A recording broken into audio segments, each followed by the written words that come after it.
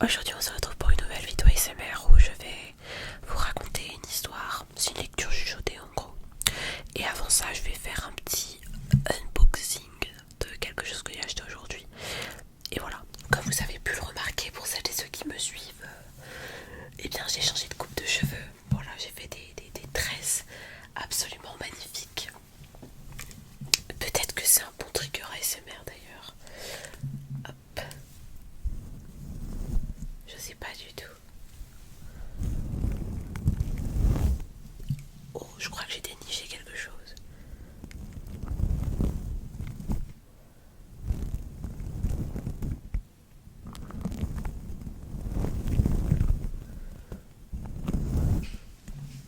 Bref, du coup j'ai changé de coupe. J'espère que ça me va bien. Avant toute chose, je vais remettre du rouge à lèvres. J'essaye de me tenir légèrement plus loin du micro afin de limiter les pops, parce que regardez, si je me rapproche un petit peu, ça commence à revenir. Pour faire du close-up, je mettrai ma main comme ça pour éviter que mon souffle interfère et fasse, vous savez, le petit bruit là, enfin le petit souffle. Voilà.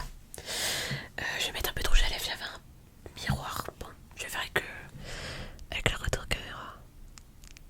Ah, voilà.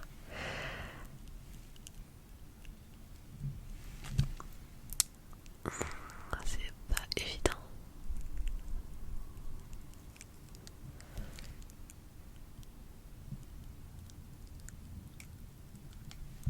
Mais j'ai réussi.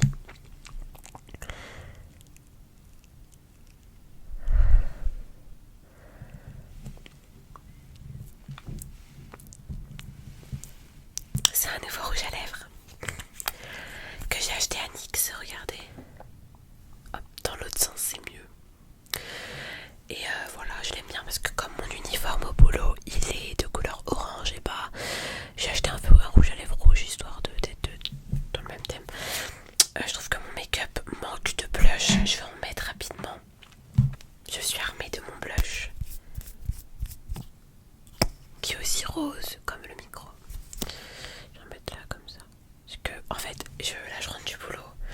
Là actuellement je tourne la vidéo, il doit être il est 19h43 et je suis revenue du boulot à 18h40. Je pense que ça fait 1 heure que je suis rentrée. Et j'ai pas encore j'ai gardé le maquillage toute la journée en fait. Enfin, j'ai travaillé de 14h à 18h et je me suis maquillée vers midi.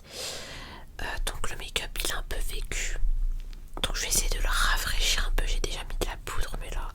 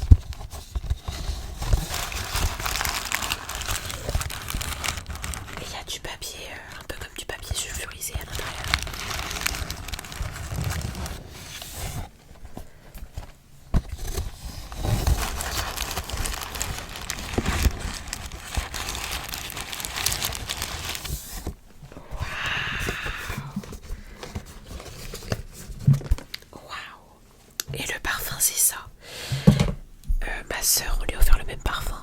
Et elle se fait complimenter tous les jours parce que son parfum sent, je cite, très bon. Et j'ai décidé que ça allait être aussi mon parfum. Comme ma sœur et moi on n'habite pas dans la même ville, c'est pas trop grave. Mais je le mettrai pas quand je serai en sa présence. C'est le Lady Glitter et il y a des petites paillettes à l'intérieur. Oh, c'est pas trop mignon. Regardez les paillettes. Des paillettes. Des paillettes. Je sais pas si vous pouvez les voir. Genre là vous pouvez les voir je pense. Est-ce que vous les voyez? Je sais pas. Bref, et du coup elle se fait complimenter tous les jours pour ce parfum. Donc j'ai décidé que ça serait le mien. Hop, je vais le mettre. Enfin, il faut d'abord que j'enlève ça. Je l'ai pris à Adopt. C'est le Golden Queen. Voilà.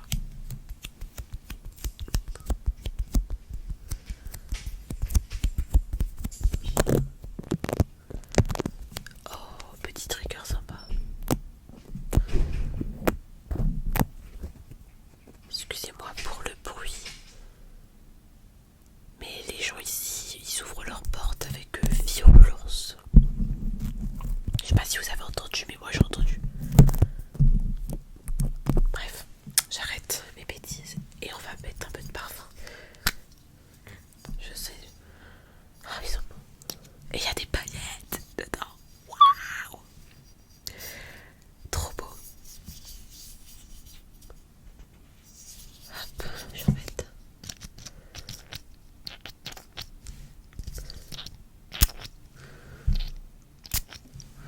Et là, je vais en mettre comme ça sur ma main pour regarder s'il y a des paillettes dessus. Il y en a, je suis pas sûre. Bon, c'est pas grave.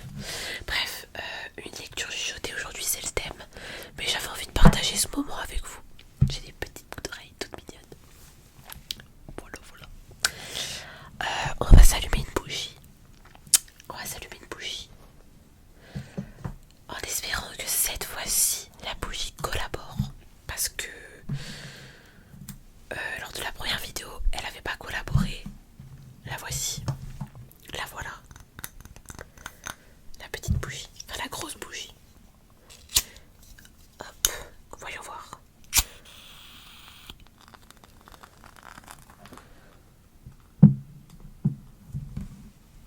Elle collabore pas, ça me saoule. Ah si. Oh, parfait. Nickel. Et bien, on va partir pour la lecture chuchotée. On est parti. Alors, qu'est-ce que je vais vous lire? J'ai prévu de vous lire la nouvelle, La parure de Guy de Maupassant. Je vais la lire sur mon ordinateur qui est juste avec moi. C'est une nouvelle qu'on étudie en 4e, il me semble. La dernière fois que je l'ai lu, c'était en 2019, quand j'étais en 3e, en 4e, pardon. Donc on va la lire. Donc j'ai trouvé la nouvelle sur internet, hein, ça se trouve assez facilement.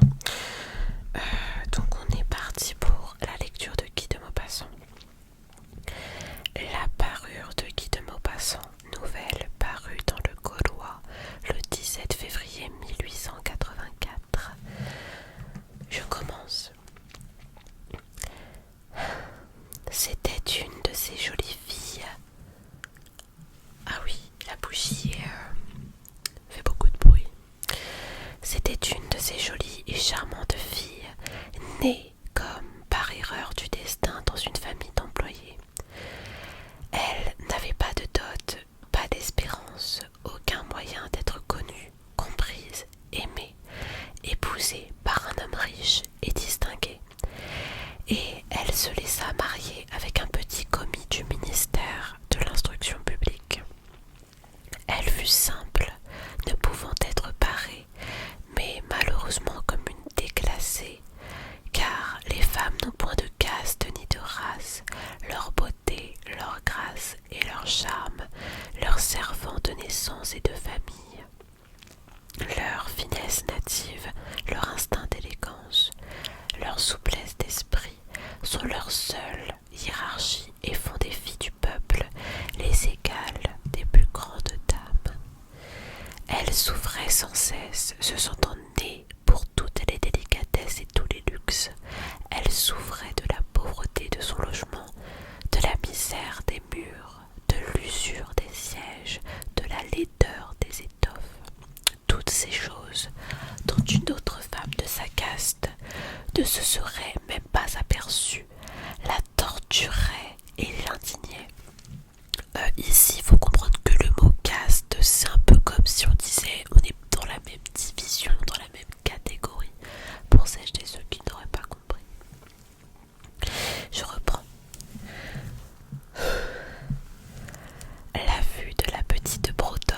faisait son humble ménage éveillait en elle des regrets désolés et des rêves éperdus.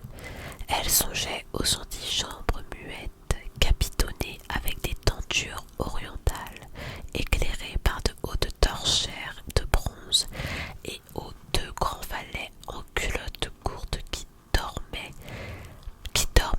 dans les larges fauteuils, assoupis par la chaleur lourde du calorifère. Elle songeait au grand salon vêtu de soies anciennes, aux meubles fins portant des bibelots, des bibelots, des bibelots, des bibelots, des bibelots, portant des bibelots inestimables et au petit salon coquet, parfumé, fait par la causerie de 5 heures, avec les amis les plus intimes, les hommes connus et recherchés dont toutes les femmes envient et désirent l'attention. Quand elle s'asseyait pour dîner devant la table ronde couverte d'une nappe de 3 jours en face de son mari, qui découvrait la soupière en déclarant d'un air enchanté: « Ah, le bon pot-au-feu, je ne connais rien de meilleur que cela. » Eh bien, elle songeait au dîner fin, aux argentilles reluisantes, aux tapisseries peuplant les murailles, des personnages anciens et d'oiseaux étranges au milieu d'une forêt féerie.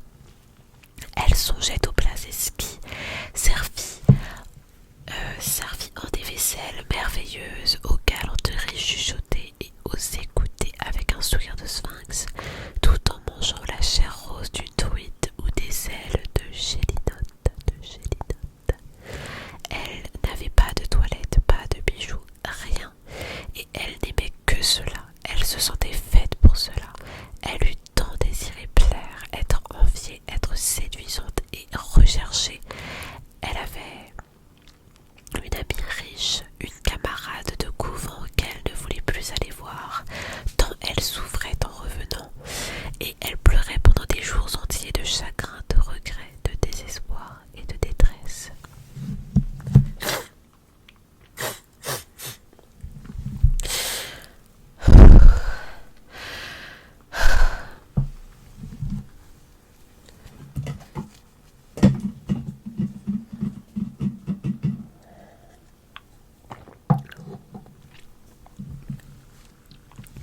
Or, un soir, son mari rentra, l'air glorieux, et tenant à la main une large enveloppe.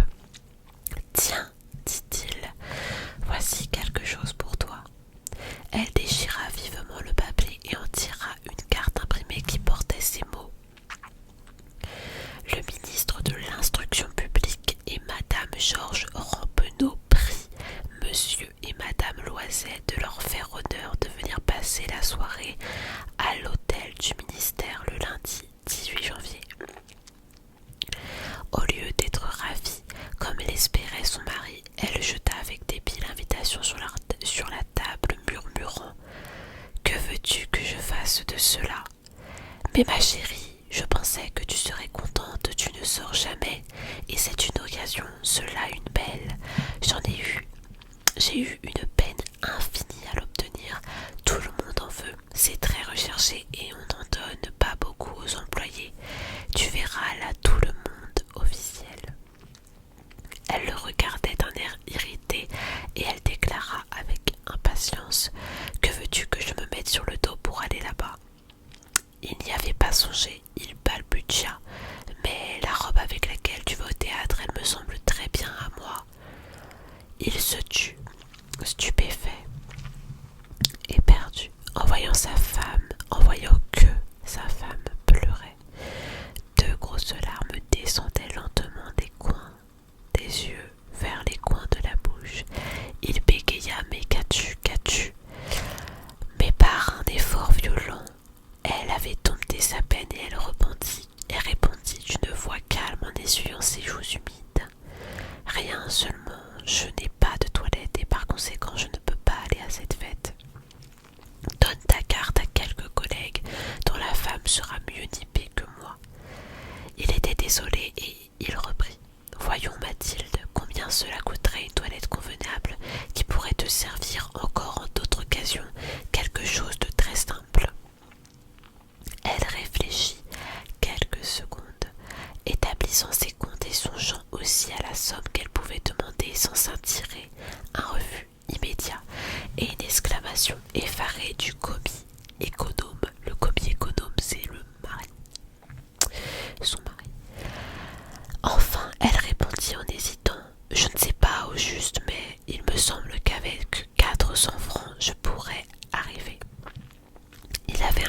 il avait un peu pâli, car il réservait juste cette somme pour acheter un fusil et s'offrir des parties de chasse l'été suivant dans la plaine de Nanterre, avec quelques amis qui allaient tirer des alouettes, j'entends alouettes, bref, qui allaient tirer des alouettes par là le dimanche.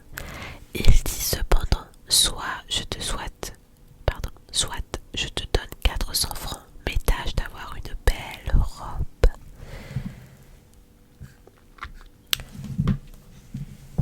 Le jour de la fête approchait et Madame Loisel semblait triste, inquiète, anxieuse. Sa toilette était prête, cependant son mari lui dit un soir: qu'as-tu, voyons, tu es toute drôle depuis 3 jours. Et elle répondit: Cela m'ennuie de n'avoir pas un bijou, pas une pierre, rien à mettre sur moi. J'aurais l'air misère comme tout, j'aimerais presque mieux ne pas aller à cette soirée. Il reprit: mais tu mettras des fleurs naturelles, c'est très chic en cette saison-ci. Pour 10 francs, tu auras 2 ou 3 roses magnifiques. Elle n'était point convaincue. Non, il n'y a rien de plus humiliant que d'avoir l'air pauvre au milieu de femmes riches. Mais son mari s'écria: mais que tu es bête, va trouver ton amie Madame Forestier et demande-lui de te prêter des bijoux. Tu es bien assez lié avec elle pour faire cela. Elle poussa un cri de joie. C'est vrai, je n'y avais point pensé. Hop, je reprends. Le lendemain, elle se rendit chez son amie et lui conta sa détresse. Madame Forestier alla vers son armoire à glace, prit un large coffret, l'apporta, l'ouvrit et dit à Madame Loisel: choisis, ma chère. Elle vit d'abord des bracelets, puis un collier de perles, puis une croix vénitienne, ors et pierreries d'un admirable travail. Elle essayait les parures devant la glace, hésitait, ne pouvant se décider à les quitter, à les rendre. Elle demandait toujours: tu n'as plus rien d'autre? Mais si, cherche, je ne sais pas ce qui peut te plaire. Tout à coup, elle découvrit une boîte de satin noir, une superbe rivière de diamants, et son cœur se mit à battre d'un désir immodéré. Ses mains tremblaient en la prenant, elle l'attacha autour de sa gorge, sur sa robe montante, et demeurant en extase devant elle-même. Puis elle demanda, hésitante, pleine d'angoisse: peux-tu me prêter cela? Rien que cela. Mais oui, certainement. Elle sauta au cou de son ami, l'embrassa avec emportement, puis s'enfuit avec son trésor. Le jour de la fête arriva. Madame Loisel eut un succès. Elle était plus jolie que toutes, élégante, gracieuse, souriante et folle de joie. Tous les hommes la regardaient, demandaient son nom, cherchaient à être présentés. Tous les attachés du cabinet voulaient valser avec elle. Le ministre la remarqua. Elle dansait avec ivresse, avec emportement, grisée par le plaisir, ne pensant plus à rien dans le triomphe de sa beauté, dans la gloire de son succès, dans une sorte de nuage de bonheur fait de tous ses hommages, de toutes ses admirations, de tous ses désirs éveillés, de cette victoire si complète et si douce au cœur des femmes. Elle partit vers 4 heures du matin. Son mari, depuis minuit, dormait dans un petit salon désert avec 3 autres messieurs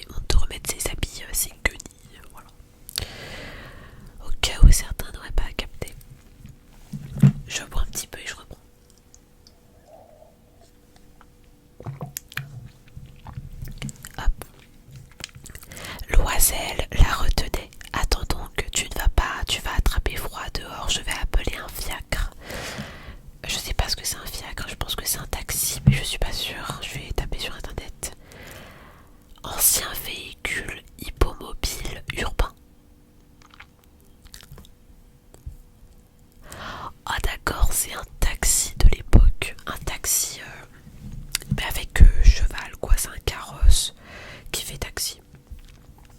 Et ça s'appelait un fiacre, ok, une calèche, enfin voilà. J'étais rendue où voilà. Mais elle ne l'écoutait pas, point, et descendait rapidement l'escalier.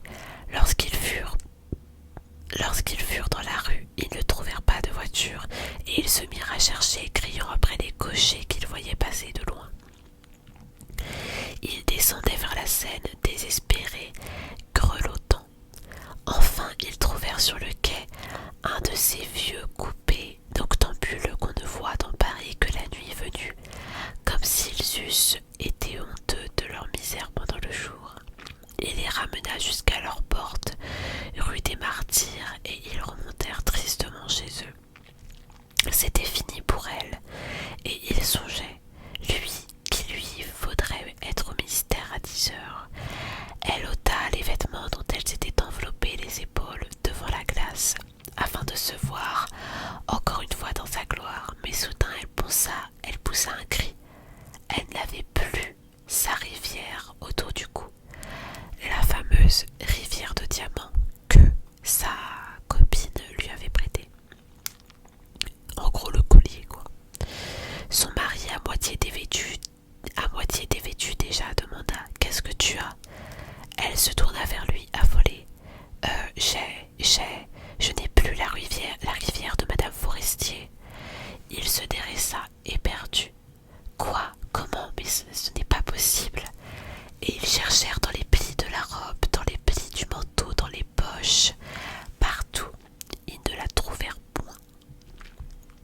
Ils demandaient: Tu es sûr que tu l'avais encore en quittant le bal?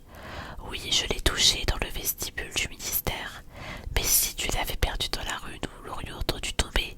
Elle doit être dans le fiacre. Oui, c'est probable. As-tu pris le numéro? Non. Et toi, tu ne l'as pas gardé? Non. Il se contemplait, atterré. Enfin, Loisel se rhabilla. Je vais, dit-il, refaire le trajet que nous avons fait à pied pour voir si je ne la retrouve pas. Et il sortit, elle demeurant en toilette de soirée, sans force pour se coucher, abattue sur une chaise, sans feu, sans pensée. Ça me gratte un peu. Hop, c'est bon. Son mari rentra vers 7 heures. Il n'avait rien trouvé. Il se rendit à la préfecture de police, aux journaux pour faire promettre une récompense aux compagnies de petites voitures, partout enfin où un soupçon d'espoir le poussait. Elle attendit tout le jour dans le même état d'effarement devant cet affreux désastre. Loisel revint le soir avec la figure creusée, pâlie.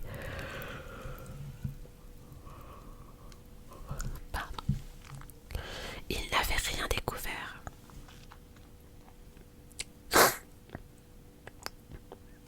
Il faut, dit-il, écrire à ton ami que tu as brisé la fermeture de sa rivière et que tu l'as fait réparer.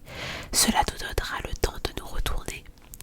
Elle écrivit sous sa dictée. Au bout d'une semaine, il avait perdu toute espérance et Loisel, vieilli de 5 ans, déclara: Il faut aviser à remplacer ce bijou. Ils prirent le lendemain la boîte qu'il avait renfermée et se rendirent chez le joaillier dont le nom se trouvait dedans. Il consulta ses livres. Ce n'est pas moi, madame, qui ai vendu cette rivière, j'ai dû seulement fournir les grains. Alors ils allèrent de bijoutier en bijoutier, cherchant une parure pareille à l'autre, consultant leurs souvenirs malades tous les deux de chagrin et d'angoisse. Ils trouvèrent dans une boutique du Palais Royal un chapelet de diamants qui leur parut entièrement semblable à celui qu'ils cherchaient. Il valait 40 000 francs. On le leur laisserait à 36 000. Ils prièrent donc le joaillier de ne pas le vendre avant 3 jours, et ils firent condition qu'on le revendrait pour 34 000 francs si le premier était retrouvé avant la fin de février. Loisel possédait 18 000 francs que lui avait laissé son père. Il emprunterait le reste. Il emprunta il emprunta, demandant 1 000 francs à l'un, 500 francs à l'autre, 5 louis par-ci, 3 louis par-là. Il fit de billets, prit des engagements ruineux, eut affaire aux usuriers, à toutes les races de prêteurs. Il compromit toute la fin de son existence, risqua sa signature sans savoir même s'il pourrait y faire honneur et épouvanté par les angoisses de l'avenir, par la noire misère qui allait s'abattre sur lui, par la perspective de toutes les privations physiques et de toutes les tortures morales, il alla chercher la rivière nouvelle en déposant sur le comptoir du marchand 36 000 francs. Quand Madame Loisel reporta la parure à Madame Forestier, celle-ci lui dit d'un air froissé: « Tu aurais dû me la rendre plus tôt, car je pouvais en avoir besoin. » Elle n'ouvrit pas l'écrin, ce que redoutait son amie. Si elle s'était aperçue de la substitution, qu'aurait-elle pensé? Ne l'aurait-elle pas prise pour une voleuse? C'est bientôt la fin. Madame Loisel connut la vie horrible des nécessiteux. Elle prit son parti d'ailleurs tout d'un coup, héroïquement. Il fallait payer cette dette effroyable. Elle payerait. On renvoyait la bonne. On renvoyait la bonne. On changea de logement. On loua sous les toits une mansarde. Pour savoir, une mansarde, si vous voyez dans les habitations de Paris, vous avez les immeubles et vous avez les toits. Et aujourd'hui, dans les toits, vous pouvez faire des immeubles. Et à l'époque, c'était des chambres de bonne, aussi appelées mansardes. Et donc, vous dormez vraiment sous les toits, quoi. Enfin, votre appartement, c'est les toits. C'est, voilà, le plafond, c'est un toit. Elle connut les gros travaux du ménage, les odieuses besognes de la cuisine. Elle lava la vaisselle, usant ses ongles roses sur les poteries grasses et le fond des casseroles. Oh, j'ai un truc. Là. Voilà. Elle savonna le linge sale, les chemises et les torchons qu'elle faisait sécher sur une corde. Elle descendit à la rue chaque matin les ordures et monta l'eau, s'arrêtant à chaque étage pour souffler. Et vêtue comme une femme du peuple, elle alla chez le fruitier, chez l'épicier, chez le boucher, le panier au bras, marchandant, injurié, défendant sou à sou son misérable argent. Il fallait chaque mois payer des billets, en renouveler d'autres, obtenir du temps. Le mari travaillait le soir à mettre au net les comptes d'un commerçant et la nuit souvent il faisait de la copie à 5 sous la page. Et cette vie dura 10 ans. Au bout de 10 ans, ils avaient tout restitué, tout, avec le taux de l'usure et l'accumulation, ses intérêts superposés. Madame Loisel semblait vieille maintenant. Elle était devenue la femme forte et dure et rude des ménages pauvres, mal peignés, avec les jupes de travers et les mains rouges. Elle parlait haut, lavait à grande eau les planchers, mais parfois, lorsque son mari était au bureau, elle s'asseyait auprès de la fenêtre et elle songeait à cette soirée d'autrefois, à ce bal où elle avait été si belle et si fêtée. Que serait-il arrivé si elle n'avait point perdu cette parure? Qui sait, comme la vie est singulière, changeante, comme il faut peu de choses pour vous perdre ou vous sauver. Or, un dimanche, comme elle était allée faire un tour aux Champs-Élysées pour se délasser des besognes de la semaine, elle aperçut tout d'un coup une femme qui promenait un enfant. C'était Madame Forestier, toujours jeune, toujours belle, toujours séduisante. Madame Loisel se sentit émue. Allait-elle lui parler? Oui, certes, et maintenant qu'elle avait payé, elle lui dirait tout. Pourquoi pas? Elle s'approcha. Bonjour, Jeanne. L'autre ne la reconnaissait point, s'étonnant d'être appelée aussi familièrement par cette bourgeoise. Elle balbutia. Mais madame, je ne sais, vous devez vous tromper. Non, je suis Mathilde Loisel. Son amie poussa un cri. Oh, ma pauvre Mathilde, comme tu es changée. Oui, j'ai dur depuis que je ne t'ai vu et bien des misères, et cela à cause de toi. Elle est à l'aise quand même, hein. Mais bon. De moi, mais comment ça? Tu te rappelles bien cette rivière de diamants que tu m'as prêtée pour aller à la fête du ministère? Oui, eh bien, je l'ai perdue. Bah, comment, puisque tu me l'as rapportée? Je t'en ai rapporté une autre toute pareille, et voilà 10 ans que nous la payons. Tu comprends que ce n'était pas aisé pour nous, que nous n'avions rien. Enfin, c'est fini, et je suis rudement contente. Madame Forestier s'était arrêtée. Tu dis que tu as acheté une rivière de diamants pour remplacer la mienne. Oui, tu n'en étais... Ah, oui, tu ne t'en étais pas aperçue, hein. Elles étaient bien pareilles, hein. Et elle souriait d'une voix orgueilleuse et naïve. Madame Forestier, fort émue, lui prit les deux mains. Oh, ma pauvre Mathilde, mais la mienne était fausse. Elle valait au plus 500 francs. Retournement total de situation. Donc en gros, pour celles et ceux qui n'auraient pas compris, même si là c'est assez évident, elle a payé toute sa vie pour remplacer cette parure qui était fausse depuis le départ. Et donc moi je pense qu'on peut tirer la conclusion que mieux vaut toujours dire la vérité parce que finalement ça peut nous sauver.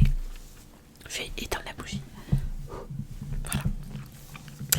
Donc c'est une histoire assez connue je pense, mais peut-être que certains ne la connaissent pas, mais moi, honnêtement je la trouve vraiment sympathique parce que en fait c'est une nouvelle, donc c'est une nouvelle, ça fait à peu près 2 pages recto verso, et en fait le texte est tellement long et en fait tout est remis en question par cette dernière phrase, et moi je trouve ça incroyable, vraiment. Tu lis, tu te dis juste oh là là c'est horrible, c'est vraiment pas de chance et tout, et tout est remis en question juste par la dernière phrase, et moi je trouve ça super bien. Voilà, j'espère que cette vidéo t'a plu, que cette lecture chuchotée t'a été agréable, et j'en ferai d'autres si jamais ça vous intéresse, avec d'autres histoires, des histoires pour enfants peut-être, ou bien des nouvelles que je ne connais pas, parce que là du coup moi je savais qu'elle était fausse depuis le départ vu que je connais.